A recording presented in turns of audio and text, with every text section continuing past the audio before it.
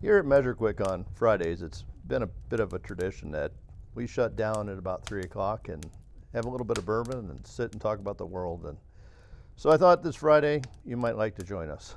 And I did it for a pretty specific reason because, as I was sitting here in front of my electric fireplace, thinking about what the world's going to be like in a few years, I realized very quickly that we're going to be about as comfortable in front of this electronic fireplace as we are in front of our heat pumps if we don't do something quickly to avert the crisis we're in. And I don't know that you appreciate, as technicians, how important you are to actually getting this crisis solved.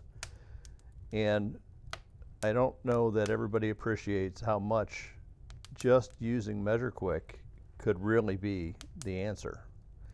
It's all about standardization of how we do things in the field. And we really spent a lot of time looking at this over the years we've been working on MeasureQuick for 7 years now. And it's not without its challenges because MeasureQuick, quite frankly, was very hard to use. And I didn't realize it right away because, when it's your baby, when it's what you do, it's how you think. Well, you think everybody else thinks that way, and well, apparently they don't, because standing next to users using MeasureQuick, what we figured out very quickly was they're only using it at a very top level. I mean, it's basically like we built the world's most amazing graphing calculator, and everybody's just using it for addition, subtraction, multiplication, not really using it for all the data-rich features that we've built into it that assure that heat pumps and gas furnaces and other appliances are actually commissioned properly. And it's a huge problem. I mean, it's a problem for us because with MeasureQuick, obviously, we're in a business to make money, and we've given technicians a very powerful tool without businesses actually realizing how much it could change the way that they do business and how much revenue they could generate by just implementing a standardization process on how measurements are done in the field. And it's so critical that we take ownership of that process because that process is so many times completely left up to the installing technician. And we don't know what measurements they take or even how they're interacting with those measurements. And what happens is we end up with premature equipment failure, and we end up with callbacks, and we end up with warranty issues, and we end up with a host of problems that just suck the revenue right out of our businesses. And a lot of times that revenue is, applied to the service department because the guys in service obviously are the ones that make the repairs, and so your service department ends up looking really lousy when it's your install department that's actually falling down on a job. And it's only been a small problem up to now. It's been an inconvenience. But now that we're talking about actually heating with heat pumps that are very unforgiving to incorrect charge and airflow, we're in the midst of a big crisis. And it's a crisis of actually dire proportions where honestly, people could die. I mean, we think about heating or cooling. We think about if we lose our cooling, it's an inconvenience. A few people die a year from losing the cooling in their homes. But believe it or not, there are many, many more people that die from losing heat. And when we're talking about putting heat pumps in as a sole heating source without a lot of backup, we're actually introducing a lot of risk. I've been a big proponent, by the way, and I'll say this out loud. I honestly believe heat pumps are the answer, and we can do a lot with heat pumps, but I'm a big supporter of dual fuel systems. And dual fuel meaning that we're going to set this equipment up with a gas furnace and a heat pump and let the heat pump handle the shoulder seasons. But regardless of whether you use a gas furnace or you use a heat pump, MeasureQuick is what's going to allow your technicians to commission those systems and actually make sure they're operating as designed. And it's going to assure you that you're getting the performance out of the systems without the worry of having the callbacks. And it's time, if you haven't looked closely at MeasureQuick, or you've never looked at MeasureQuick, it's really time to take a close look again. Because the problems that we've been trying to solve, I think not only do we have solved on a technical level, in other words, we're able to do the diagnostics and able to do the things that are so critical to achieving proper operation, but we have it also fixed at the technician level, meaning that we've made it easy now for technicians to actually use MeasureQuick. Joe Medosh, who's been working for me for about 2 years now, was really instrumental in forcing my hand, for lack of a better term, to implement guided workflows. And Bobby and I had thought about this for several years, but Joe's really the one that drove the change to this, because as he started teaching MeasureQuick, he started realizing what a process it was and how much education it took for a technician to actually use it. And after we got the guided workflows in place, I think we've probably cut down that learning curve by 90%. I mean, it makes it so easy now for technicians to use a guided workflow that training's cut down from days to hours. And if you know where to put your probes and you know how to basically map them in your toolbox, you're well on your way to being able to achieving your goals with MeasureQuick. And so, again, now's the time to take a look at it again, because it is a matter of urgency that we get these problems solved quickly, because electrification is going to happen. Yep, you know it, Waffles, huh? Electrification is going to happen, and if we don't be proactive in getting this problem solved, if we don't start training our technicians, getting people on board early, leveraging technology to solve some of these complex problems that are in front of us, we're going to be behind the curve very quickly. And it's going to be the biggest "I told you so" in our industry's history. And what I mean by that is, people are going to say, "I told you heat pumps wouldn't work, and I told you that this was never going to be successful, and I told you there was going to be all these problems." And we don't have to have that, because I'll tell you for a fact, heat pumps will heat homes, and a lot of heat pumps will heat homes far below zero. We have the technology to do it. Joe Olstein out in Alabama Power has been doing heat pumps for 20 plus years, probably 30 years, and shown that they have reliability running year-round for heating and cooling homes. Longevity is not a problem. There's only one problem in our industry. It's installation practices and lack of standardization of the commissioning process.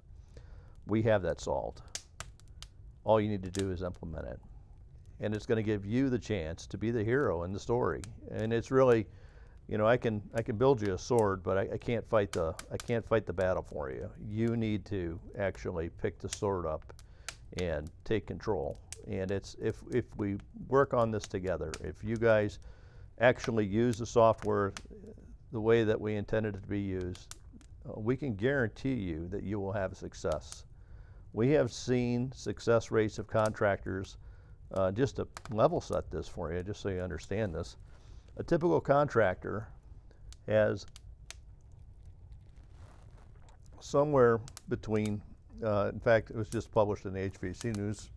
When was this? This was HVAC News, September 12th edition. About 23% of air conditioners actually have the proper charge, and around 30% have airflows over 350 CFM per ton. That is a huge problem. In contrast, when you look at systems that are set up with MeasureQuick, we're in the high 90s that have correct charge, and also in that same range for correct airflow. Depending on the companies, we've seen it range anywhere from lows of 77% to highs of almost 100%. But overall, when you look at implementing the technology that MeasureQuick has to offer, we can have about a 350% improvement in the status quo. And it's not magic, it's just science. It's just about science, and it's about implementing standardization processes. And if you can do that, and you can pick up that sword and use these tools the way they're designed, not only is it going to change things for your company, and I'm talking about typical 40 to 60% increase in revenue. It's gonna change things also for the industry. It's gonna make our industry better. It's gonna make consumers more comfortable. It's gonna make utility bills lower. We're going to help curb some of the issues with global warming. It's going to make a big impact. And when you couple that up with smart probes, you know, the DOE's been running a STEP campaign talking about smart probes. We're just running an analysis the other day. We're talking about 7 million pounds of refrigerant lost per year in hoses, right? Just going to a smart probe with a short connection, 7 million pounds per year. Now, if we even go a step further and we do non-invasive testing and never hook the gauges to a system that's been charged again, we're talking about completely mitigating refrigerant loss. Again, not only does that help with our ozone depletion potential, but it also helps with global warming. You know, these are not complex things, but it requires the technician and it requires the company to implement these as a standard when they're doing their day-to-day business. And I think if you can get that part down, if you can spend a few days and you can learn how to use MeasureQuick, it's going to change the way that you do business. And I think you're going to be pleasantly surprised at the changes and the results, because we know it's true. We have thousands of contractors that have already deployed MeasureQuick, and they're deploying it at scale. Some contractors as big as 1,000 technicians. Do they take them a little while to deploy it? Absolutely. In fact, with a larger contractor, it's still year-round training because they have attrition. A portion of their technicians are going to leave every year, and they have to train on MeasureQuick. Well, we've cut that training down by 90% now, so that is going to make it substantially easier. Smaller shops don't take years to get MeasureQuick deployed, or a year. They take a few weeks. And if you just get your technicians a probe and you spend a few days in a classroom, or spend a day in a classroom teaching where to put the probes, again, it's not going to be a hard process to actually get this achieved. And I'm telling you, it makes a difference. Because if you want to sleep as sound as night as Waffles does, and believe me, this dog sleeps pretty sound, then you have to take control. You have to take ownership. Because if we don't, we're headed off a cliff. And it's just going to be a nightmare for all of us. And not only, you know, we're talking about electrification as a problem, but again, things like skilled labor gap. You know, we have a contractor here in Ohio that has been hiring technicians from Xerox. You know, there's a lot of worker displacement right now with the introduction of AI. We're probably going to see actually one of the largest mass exoduses of people from white-collar jobs that we've ever seen. And guess what? These people are ripe for the picking because they already have good customer service skills. They already have good soft skills. They know how to show up for a job. They know what to wear. They know what kind of shirt to wear. They know they have their shirt tucked in. They already have a lot of the soft skills that you can't get a lot of the younger crowd to actually to abide by or learn. They have those already. What they don't have is technical skills. And again, leveraging software, leveraging tools like MeasureQuick, we can take a person that has those soft skills, and in 8 to 10 weeks, we can actually make them into a PM technician, right? Because we're going to teach them some basic things like how to clean a blower, how to change a filter, how to clean a condenser coil, how to change a capacitor, how to tell if a contactor's bad. We're going to show them the mechanics of it, but the software is going to do the diagnostics. It takes 5 years to make a good diagnostic technician traditionally. I mean, I've been doing this for 12 years. And I'll tell you for a fact that even though I had students in my class for 2 years, that they did not know how to actually service equipment with confidence until they were about 5 years in. And now we've taken technicians from an industry that is about as far from HVAC as you can get and put them in the field in 8 to 10 weeks as PM technicians. And not only are they good PM technicians, but they're also selling very sizable jobs. because they have good soft skills and they're using technology, the consumer has a lot of confidence in their ability. And it's not their ability per se, it's actually the ability of the software to actually solve these complex problems, these things that are like so hard to teach and take years to understand. Now a technician, if they just learn to put the probes in the right location, I can take 35 years of my experience and put it in their back pocket. And in a few hours, in a few days, we can actually have a guy out in the field that can not only PM the equipment, but he can identify, or she can identify, the systems that would be a good candidate for early retirement. That they can identify the systems that would be a good candidate for a heat pump replacement. Right? It's all about leveraging technology, and I don't think we appreciate that as much as we should, because we're so concerned every day with people, in our industry. They complain. They tell us, heat pumps won't work, or I can't get enough skilled labor. There's a shortage of labor, but they aren't doing the things that are just so simple to do, which is standardization of business. I mean, if you look at the most successful people in this industry, right? A lot of you guys probably seen Ken Goodrich from Gettle. By far one of the most recognizable people in the HVAC industry. Even Waffles knows him. Waffles has even got his head scratched by him. And Ken Goodrich, he's got a process called Gettleization. And Ken is a master of standardization. Gettleization is standardization. When they buy a company, I always admired with Ken is that when they go into a company, they actually look at what processes they have in place. And if they're good processes, they probably adopt them. And if they're not, they put the processes in place that they know will work. And MeasureQuick is one of those key processes that they've put in place. And it's all about, Ken does a great job of taking ownership. He doesn't walk in and buy a company and just let it flounder like so many people do. We've seen so much PE and VE money, PE and venture capitalist money coming in, VC money coming in. And they're taking these companies and they're saying, well, I got a company of 10 and a company of 10 and a company of 30, and so I've got 50 employees, or I got 50 a company size of 50, and they don't. They have 3 dysfunctional companies. And the difference with companies like Gettle is they're actually taking those companies and they're deploying their processes. In fact, Ken would probably share his book, or he did at one point, he would share everything about how he does Gettle. And the reason he did it is because I think he's pretty confident that a lot of people would struggle to just implement a process. It's not always easy. But we stepped back at MeasureQuick and we said, you know what, we had stuff to learn too, because when we deployed at scale, we found out, wow, MeasureQuick was hard to deploy. And so it was really about, for us, it was about going back and looking at our processes and saying, okay, how can we make this easier for everybody? And guided workflows are really that answer.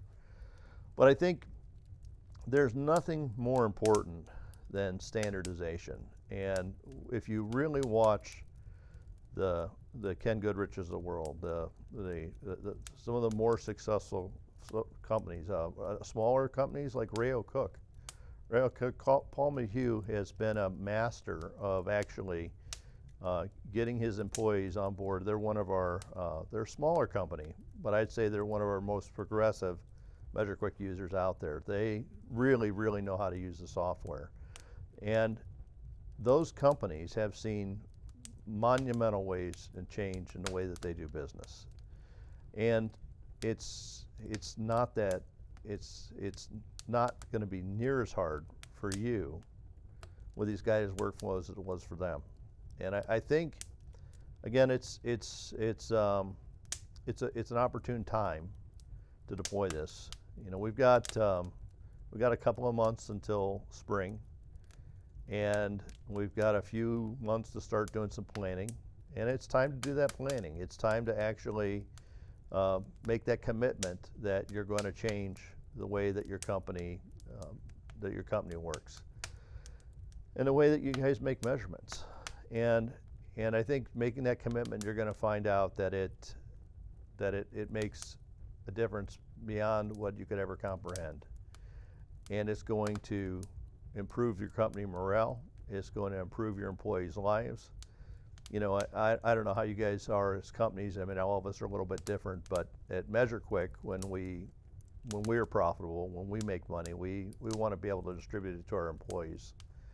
And I think a lot of HVAC employees, they don't get that the reason that they can't get paid more is because the company has callbacks to deal with, there's price constraints, there's issues with installations, warranty problems they got to deal with that all erode the profits of the industry.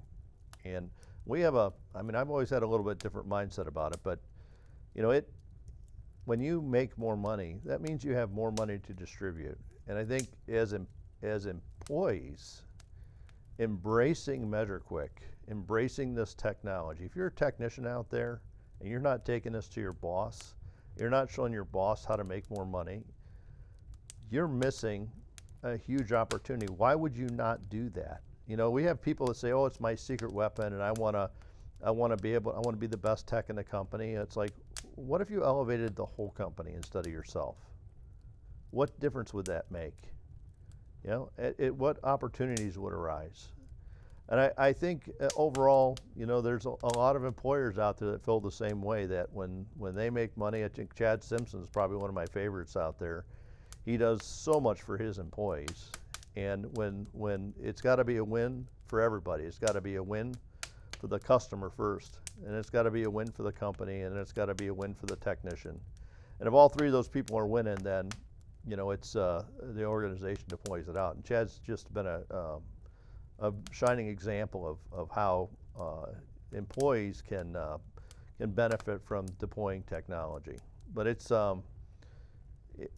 wasn't easy for all those individuals, but now it really should be. And I think if you can take a few minutes and see what we've got to offer, I think it's going to be a game changer for you.